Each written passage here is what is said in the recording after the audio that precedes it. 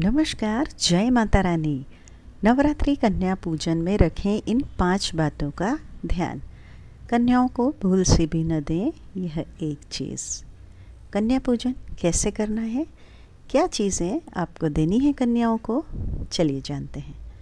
सनातन धर्म में कन्याओं को पवित्रता और शक्ति का प्रतीक माना जाता है। ऐसा कहा जाता है कि उनके पास देवी दुर्गा की ऊर्जा और शक्ति होती है। कन्या पूजन कन्याओं का सम्मान करने और उनकी शक्ति को स्वीकार करने का एक तरीका है। इसके साथ ही इस पवित्र आयोजन का पालन करने से जो साधक हैं उनको समृद्धि, उर्वरता और सुरक्षा की प्राप्ति होती है। कन्या पूजन को शारदीय नवरात्र का अहम भाग माना जाता है। अगर आप व्रत रखते हैं तो कन्या पूजन अवश्य कराएं। ऐसा कहा जाता है कि इसके बिना आपकी जो पूजा है वह अधूरी होती है। यह अनुष्ठान हिंदी संस्कृति में बहुत अधिक महत्व रखता है और नवरात्रि के 8वें या 9वें दिन इसे बेहद समर्पण और भक्ति के साथ मनाया जाता है। इस साल कन्या पूजन 10 या 11 अक्टूबर को आप कर सकते हैं। ज्योतिष शास्त्र के अनुसार कुछ चीज़ें ऐसी हैं जिन्हें गलती से भी कुमारी कन्याओं में पूजन में नहीं करना चाहिए, तो आइए उनके बारे में हम जानते हैं। लेकिन उससे पहले अगर आप भी चाहते हैं कि माता रानी का आशीर्वाद आप सब पर बना रहे तो वीडियो को लाइक करें, चैनल को सब्सक्राइब भी कर लें और कमेंट बॉक्स में जय माता रानी लिखना न भूलें। जय माँ लक्ष्मी ज़रूर लिखें और हाँ बोलें भी। चलिए पहले जानते हैं कि कन्या के घर में आने और भोजन करने तक क्या करना चाहिए। नवरात्रि पर माँ के 9 स्वरूपों का पूजन किया जाता है। ऐसे में अष्टमी या नवमी तिथि को लोग कन्या पूजन करते हैं। 9 कन्याओं का पूजन किया जाता है क्योंकि इन्हें माँ के 9 स्वरूप माने जाते हैं। इसलिए जब आपके घर कन्याएं आएँ तो आपको पहले से ही उनके बैठने का जो स्थान है उनको साफ़ सुथरा कर लेना चाहिए।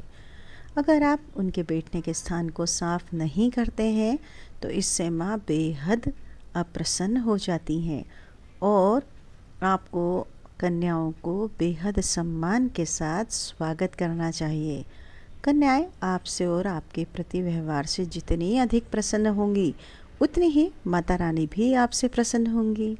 कन्या जब आपके घर आए तो उनके आते ही उन्हें आप आसन पर न बैठाएं।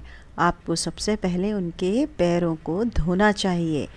उसके बाद उनके पैरों को पोंछकर ही आसन तक आप उन्हें ले जाएं और वहाँ पर कन्याओं को बिठाएं। उसके बाद आसन पर बिठाने के बाद आपको क्या करना है, कन्याओं को टीका किया जाता है। साथ ही आपको दिशाओं का भी विशेष ख्याल रखना होता है। जैसे कि जब आप उनका तिलक कर रहे हो तो उनका जो मुख है वह उत्तर पूर्व दिशा यानी कि ईशान कोण की ओर हो। अगर आप कन्याओं का तिलक गलत दिशा में करते हैं तो आपको माता रानी का आशीर्वाद नहीं मिलता है। इसलिए आपको दिशा का ध्यान रखना बेहद ज़रूरी है। कन्याओं को बुलाने से पहले ही जान लें सही दिशा कौन सी है, क्योंकि उन्हें बिठाकर तिलक भी तो किया जाना है। तो 9 कन्याओं के साथ आपको क्या करना है, एक बालक को भी बिठाना है। अगर आप ऐसा नहीं करते हैं तो आपकी पूजा अधूरी मानी जाती है। इसलिए कन्या पूजन के समय कन्याओं के साथ आपको एक बालक को बुलाना बहुत आवश्यक है, क्योंकि बालक को भैरव का रूप माना जाता है। भोजन करने के बाद कन्याओं को दक्षिणा स्वरूप कुछ देना अवश्य चाहिए, वरना कन्या पूजन को अधूरा ही समझा जाएगा। इसलिए कन्या पूजन के बाद अपने समर्थ, जो भी आपका सामर्थ्य है उसके अनुसार कन्याओं और बालक को दक्षिणा और उनके हाथ में रखनी चाहिए। कन्या पूजन में एक विशेष बात का आपको ख्याल रखना चाहिए कि आपको उनके पैर जरूर छूने चाहिए। वहीं किसी कन्याओं को आपके पैर न छूने दें। कई बार होती हैं कन्याएं भी आपका पैर छू लेती हैं, परंपरा के अनुसार बच्चे नहीं समझते। चलिए अब जानते हैं कि कन्या भोजन में लड़कियों को क्या खिलाएं। जो कन्या है तो पूरी अवश्य खिलाएं। माता रानी का जो भोग है उसमें पूरी शामिल करें और आप थोड़ा सा पूरी का जो कोर है वो कन्याओं को अपने हाथ से अवश्य खिलाएं, चाहे एक टुकड़ा ही खिलाएं, लेकिन ज़रूर खिलाएं। आप हलवा बनाइए। माँ दुर्गा के भोग में हलवा भी अनिवार्य रूप से शामिल होना चाहिए, इसलिए हलवा को कन्या भोग में भी आप शामिल करें। इसकी मात्रा चाहे थोड़ी हो चलेगा, लेकिन बहुत महत्वपूर्ण है हलवा बनाना। अब हम जानते हैं कि तीसरी कौन सी ऐसी चीज़ है, वह है खीर। खीर सभी लोग बनाते हैं और अवश्य बनानी भी चाहिए, क्योंकि माँ दुर्गा को खीर अति प्रिय है, इसलिए उनके भोग में खीर की कटोरी हमेशा होती है। जो माँ दुर्गा की प्रिय है वही कन्याओं को भोजन के रूप में आपको परोसना चाहिए, क्योंकि वह माता रानी की पूजन में ज़रूर आवश्यक होती हैं। उसके बाद है काले चने। काले चने अत्यंत पौष्टिक होते हैं, यही कारण है कि कन्याओं को भोजन में काले चने अवश्य परोसे जाते हैं। इसके कारण क्या होता है, कन्याओं को भरपूर मात्रा में पोषण भी तो मिलता है। उसके बाद है फल। कन्या भोज में फल को अनिवार्य रूप से शामिल करना चाहिए। माँ दुर्गा के भोग में भी फल अवश्य शामिल किए जाते हैं। मिठाई। कन्या भोज को करने के लिए आपको कम से कम एक मिठाई तो शामिल करनी ही चाहिए।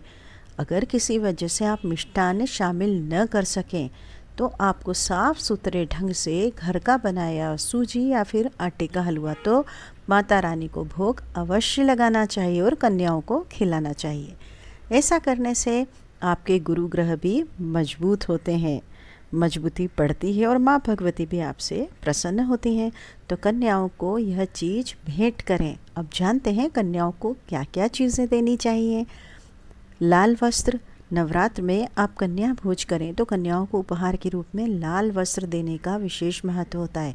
अगर किसी वजह से आप लाल वस्त्र देने में असमर्थ हैं तो सभी कन्याओं को लाल रंग की आप चुनरी दे सकते हैं। लाल रंग को वृद्धि का प्रतीक माना जाता है और इसके साथ ही लाल रंग माँ की पोशाक का रंग होने के कारण भी बेहद शुभ माना जाता है। वहीं लाल रंग के वस्त्र देने से आपका मंगल भी मजबूत होता है। नवरात्र का जो कन्या भोज है उसको करने में कम से कम आपको, जब आप कराते हैं कन्या भोज, तो उसमें एक मौसमी फल आप अवश्य देना चाहिए। नवरात्र में कन्याओं को फल देने से आपको अच्छे कर्मों का जो फल है वो कई गुना वापस होकर आपको प्राप्त होता है। फलों में सबसे शुभ होता है केला और नारियल। इन दोनों को बहुत शुभ माना जाता है। केला विष्णु जी का प्रिय फल और नारियल श्रीफल यानी कि माँ लक्ष्मी को प्रिय है। इन दोनों को ही दान करने से आपके घर की सुख समृद्धि की में वृद्धि होती है। नवरात्र में कन्या भोज कराने के बाद भेंट में कन्याओं को श्रृंगार की सामग्री उपहार में अवश्य दें। यह श्रृंगार सामग्री आप पहले माता रानी को अर्पित करें और उसके बाद छोटी छोटी कन्याओं में बांट देना चाहिए। कन्याओं द्वारा ग्रहण की गई जो सामग्री है वह सीधे माता रानी द्वारा स्वीकार कर ली जाती है। परंपराओं के अनुसार कन्याओं को जब विदा किया जाता है तो उन्हें विदाई में कोचा जरूर दिया जाता है। यह कोचे में आपको क्या होता है, चावल और गुड़। मान्यता है कि इससे आपके घर में धन धान्य में वृद्धि होती है।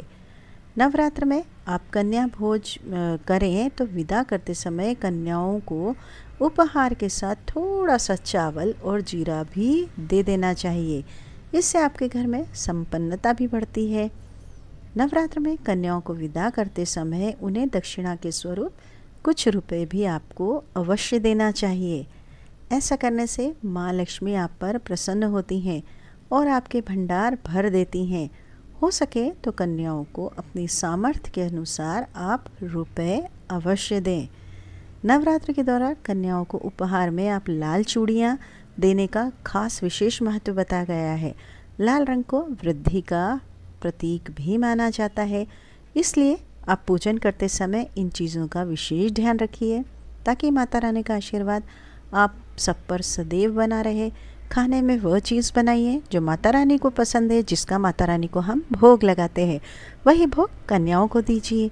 तो इस वीडियो में जो छोटी छोटी जानकारी आपको दी गई है, हो सकता है आपके बहुत अधिक काम आए और आपके घर में खुशहाली हमेशा बनी रहे। वीडियो में अंत तक बने रहने के लिए आपका तहे दिल से शुक्रिया। इसी तरह हमारे सब वीडियो में आप बने रहिए। हाँ, आप वीडियो देखते हैं उसके लिए धन्यवाद, और दूसरों में भी शेयर कीजिए। आप अपने दोस्तों में शेयर कीजिए ताकि इसका फ़ायदा आपके अलावा आपके जितने भी मिलने वाले लोग हैं उनको मिल सके। जय माँ लक्ष्मी, जय माता रानी, जय श्री राम।